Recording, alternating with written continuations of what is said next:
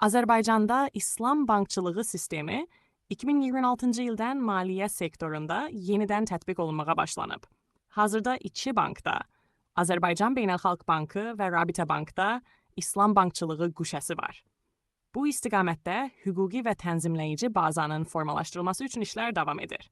Məqsəd ənənəvi banklar vasitəsilə İslam pəncərəsi modeli çərçivəsində şəriətə uyğun maliyyə məhsullarını təqdim etməklə bazarda tələbatı müəyyənləşdirmək və daha geniş həcmdə tətbiq üçün zəmin yaratmaqdır.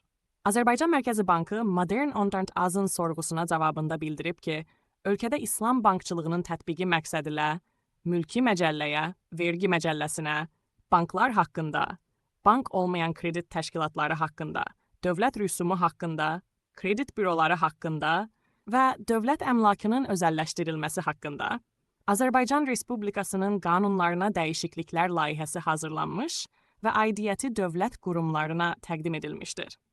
İslam bankçılığının təşkili prosesində beynəlxalq təcrübəyə əsaslanma əsas prioritetlərdəndir.